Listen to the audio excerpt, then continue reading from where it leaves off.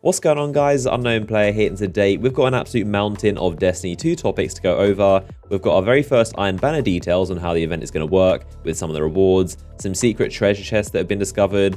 I'll be going over some super important tips that you should know about Faction Rally, some special Bungie emblems, and a bunch more. So a lot to talk about in this video. Let's begin with Iron Banner. We've got some of the very first details on how it's going to work, thanks to the stuff going live inside the database that's now public information. So it begins with a global quest line, which is a milestone. Step 1, the Iron Banner, meet Lord Saladin, speak with Lord Saladin in the Iron Banner grounds beneath the Traveler. So this is the opening quest line. This gives you access to the Iron Banner activity itself, which of course is a Crucible event. If you don't know, it lasts a week. You play a special playlist inside the Crucible kind of director. You can see it right here, and you earn special Iron Banner awards, which have always been some of the best looking armor sets and some of the best Crucible weapons in the game in terms of perks. So it's always been very, very worthwhile and always pretty rewarding in terms of loot. You can see this is the Iron Banner Hunter armor set, looking very, very cool. And this is the back of the Titan armor set. And this appears to be the grenade launcher and the sidearm with the Iron Banner badges on them if you look very closely. So once you unlock the event, there's a daily Iron Banner milestone, which is replacing the old bounty system. The first part of this daily milestone is to complete 3 challenges inside the Iron Banner. So of course, challenges are those little checklists on the right of your screen, and these are going to be Iron Banner related. So expect these to be pretty much the same as the old bounties. Get this many kills, complete this many games, get a 5 kill streak, etc. Probably really easy things following the trend of how Destiny 1 went. So once you complete this step, you're going to be rewarded with reputation bundles, which are Iron Banner tokens, of course. You spend them with Saladin to get reward engrams. And then step 2 in this daily Iron Banner milestone is to return to Lord Saladin the Iron Banner grounds in the tower, and your reward is going to be even more reputation bundles. So get some Iron Banner engrams, and those are going to give you Iron Banner weapons, armor, shaders, stuff like that. So you've got the initial quest, and then you've got the challenges quest, and there's also a third quest, which is called the Iron Banner Season 1.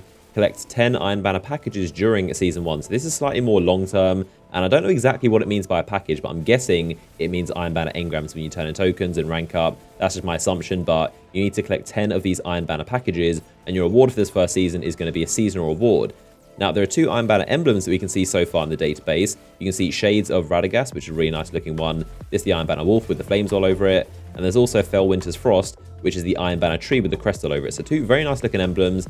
Now, something pretty interesting worth noting is that these are legendary emblems, and 99% of legendary emblems in Destiny 2 have a tracking feature. So it's very possible that these are going to be tracking some kind of stats. It might be your Iron Banner games, maybe your KD, how many seasons you've completed, but it's very possible because they're legendary that they might have tracking capabilities.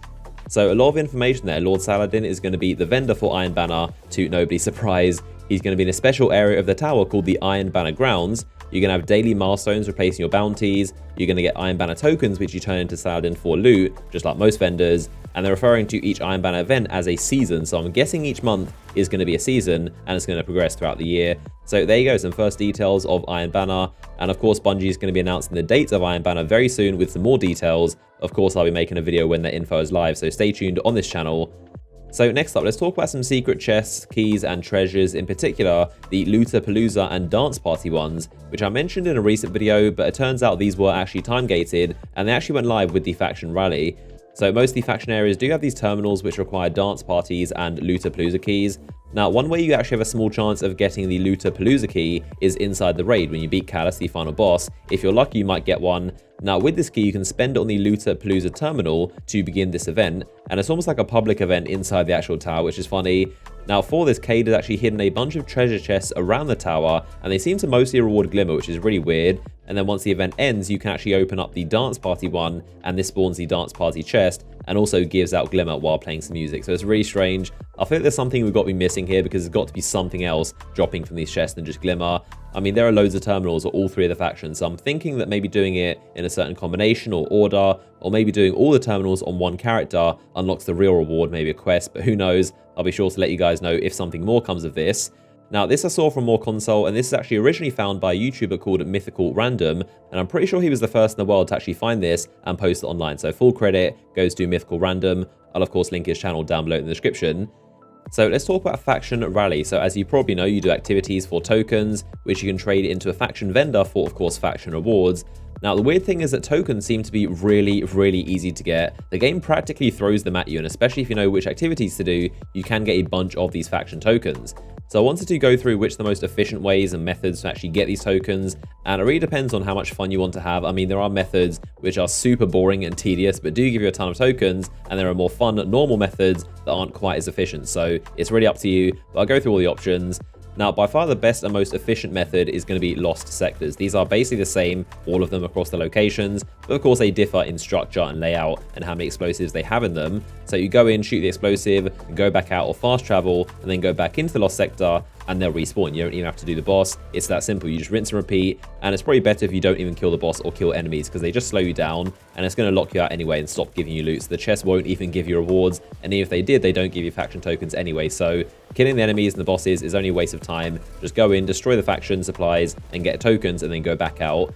Now, one of the best ones that I found was right here on Titan in this location you can see on the map. Now, you want anyone that's basically got a big room. Again, like I said, all the lost sectors are pretty much the same thing. You just want to find one that's big and open and not too complicated. I know a lot of the ones on the EDZ are probably some of the worst because they're really long and winding, and they've got several rooms to go on forever in like 4 different sections. So try and get one that's a big open room like this one on Titan. You go in, shoot 5 or 6 supplies, and you can get yourself killed by standing next to the barrels and then shooting them. And when you die, it's going to spawn you back outside, and you can go back in. So it's as simple as that. Or of course you can fast travel back outside, depending on where the fast travel location is in terms of that lost sector.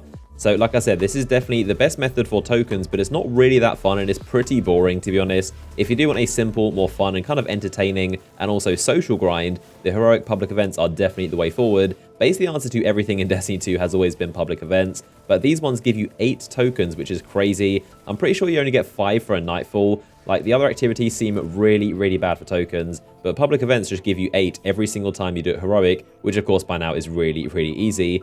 And then on top of that, you are doing a public event, so you still have the chance at exotic engrams. You can get blues if you still need them to level up. You get NPC tokens for more gear at factions. So honestly, I'd recommend public events, to be honest. It is way more fun. You can just go to the EDZ because that is the most public events, and also IO because it's the flashpoint. So you can get 2 birds, 1 stone, get your flashpoint done while doing these faction farming. And something else is that you have to do the lost sector farming alone. You cannot do it with friends because every time you shoot one, it only gives the tokens to the person that shot it. So you cannot do the lost sector farming with any friends. You have to do it solo and basically split up. So those are the options. It's completely up to you. If you want to mindlessly grind by yourself, you can do the lost sectors for most tokens, and maybe you're short on time, you just want to be super efficient. That's probably the best choice for you. Or if you want to chill with some friends and just kind of play casually for the better experience, I'd say, and also get exotics and other stuff, public events is going to be the second best option. Now, something else new with Faction Rally are these weird public events that also happen on all 4 locations. These are basically events where you need to stand in the zones to secure them. You'll notice one beginning by the flares, similar to when you score on the farm going off, and there's going to be a major on that point you need to take out, who isn't much of a problem, to be honest, but you do get a token for each zone, and sometimes there are like 4 of them. You'll get like another 4 on top when you complete it, and even sometimes there's an additional zone with a big boss to finish the event. So it's a really cool thing that happens, and of course there's bonus tokens as well as the public events, because they do kind of overlap. You can have both of them going at the same time, so it really gives more reason to be doing these public events. Now, in terms of the daily Faction Rally milestone, of course, the first day, it was for lost sectors on the EDZ, but that's actually going to change every single day. There's several daily milestones, and each day there's going to be something different to do as your main objective. So we had lost sectors on the EDZ. There's also going to be milestones for lost sectors on IO, Titan, and Nessus. There's also complete 5 Crucible matches, do 3 strikes, and also complete public events anywhere, so not on a specific location. So as the days of the Faction Rally progresses, it's going to rotate through those milestones. So next up, let's talk about some very special and hard to get Bungie emblems. So they announced that randomly they're going to be starting back up the Bungie Bounty. If you don't know what this is, it's basically when Bungie assembles a team, normally with a guest of the community, and anyone that beats that team in the Crucible is also going to get this special Bungie Bounty emblem. They did a few of these back at the very beginning of Destiny 1's launch, all the way back in 2014, and I myself was actually, I think, the 3rd or 2nd ever one. That's how I got the emblem I always used to use back in Destiny 1. The emblem itself was called the Sign of Opposing Will, and it's probably the only item I really miss and wish I had in Destiny 2. But now they're starting it back up again, the bounty, and they didn't say whether it's going to be weekly or monthly, because at the beginning it was monthly, but recently they changed it to being weekly. And this is the emblem. It's called the Sign of Mutual Combat. It represents Alpha and Bravo team with that red and blue theme. So this, just like Destiny 1, is going to be a very, very special emblem. Now, that isn't the only Bungie-related emblem returning. Also, the movie of the week is coming back too. So you might know that in every single weekly blog post that Bungie posts, they feature what's called a Movie of the Week, which are some of their favorite videos and creations from the community, and the winner gets this Movie of the Week emblem inside the game. So you can see this new emblem called the Lens of Fate, and it's a slightly updated version of the old one, but this looks really, really nice, and this and the Bungie Bounty are going to be two of the rarest emblems in the game. So as promised, a bunch of stuff to talk about in the video. I know I'm saying it all the time, but I genuinely do appreciate all the support of you guys watching the videos every day, liking, leaving comments, showing support. It really does help the channel grow. We've seen a lot of new subscribers recently.